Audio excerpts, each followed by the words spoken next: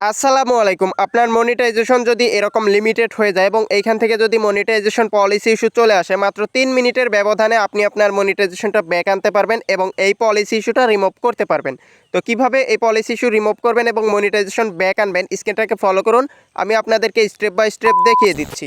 Welcome back. সর্বপ্রথমে আপনি আপনার পেজের মধ্যে চলে যাবেন। এরপরে এইখানে দেখতে পারবেন ম্যানেজ নামে একটা অপশন, তো এই ম্যানেজ অপশনের উপরে একটা টাচ করে দেবেন। এরপরে এইখানে ম্যানেজ অপশনে টাচ করলে প্রফেশনাল ড্যাশবোর্ডটা শো করবে। এইখান থেকে এই মনিটাইজেশন অপশনের উপরে একটা টাচ করবেন। মনিটাইজেশনে টাচ করার পর এইখানে দেখতে পারবেন আপনার যেহেতু ইনস্টিমেটের সমস্যা, তো আমরা এখান থেকে ইনস্টিমেটে টাচ করব। আমারও যেহেতু ইনস্টিমেটের সমস্যা হয়েছে, তো ইনস্টিমেটে টাচ করার পর এইখানে দেখতে পাচ্ছেন ইনস্টিম অ্যাট মনিটাইজেশন লিমিটেড হয়ে গিয়েছে এবং এইখান থেকে দেখাচ্ছে যে গো টু পলিসি ইস্যু। তো এইখান থেকে কী কারণে মনিটাইজেশন লিমিটেড হয়েছে সেটা দেখার জন্য এই গো টু পলিসি ইস্যু এই অপশানের উপরে একটা টাচ করতে হবে। দেন এইখানে দেখতে পাচ্ছেন আমাদের মনিটাইজেশন কিন্তু ঠিকই আছে, বাট এইখান থেকে আমাদের একটা ভিডিওতে পলিসি ইস্যু দেখাচ্ছে এবং কন্টেন্ট ভায়োলেশন দেখাচ্ছে, সেটা কিন্তু নিচে শো করছে।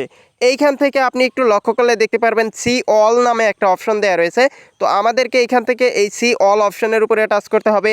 তাহলে এইখানে আপনার যদি একাধিক ভিডিওতে সমস্যা হয়ে থাকে সেইগুলো শো করবে। এইখানে দেখতে পাচ্ছেন ভিডিও ডান পাশে ইস্যু দেখাচ্ছে, এই ইস্যুর উপরে টাচ করলে এইখানে আপনার সামনে এরকম ইন্টারফেস শো করবে। তো এখানে দেখতে পাচ্ছেন your ability to earn money this content is limited. তো এই ভিডিও থেকে আমাদের কোনো ইনকাম হবে না, এইটাই কিন্তু ফেসবুক বলতেছে। এই ভিডিওতে কপিরাইট চলে এসেছে। এই ভিডিওটা সম্পূর্ণই কিন্তু আমার নিজের তৈরি করা ভিডিও, এইখানে কোনো ধরনের কপিরাইট ফুটেজ বা কপিরাইট কোনো কিছু নাই। এরপরেও ফেসবুক যেহেতু এইখান থেকে কপিরাইট ধরেছে, তো এইখান থেকে আমাদেরকে এখন এই ভিডিওর কপিরাইটটা সমাধান করতে হবে। তো কপিরাইট সমাধান করার দুইটা পদ্ধতি রয়েছে। এইখান থেকে আপনি চাইলে এই ভিডিওটা ডিলিট করে দিতে পারেন, অথবা এই ভিডিওর যে মনিটাইজেশনটা রয়েছে সেটা অফ করে দিতে পারেন।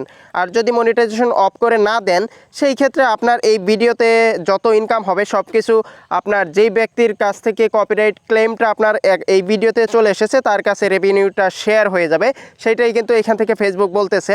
তো আপনি যদি মনে করেন যে আপনার সব কিছুই নিজের, ভিডিওটা আপনি রেখে দেবেন, এতেও কোনো সমস্যা হবে না আপনার পেজের ক্ষেত্রে।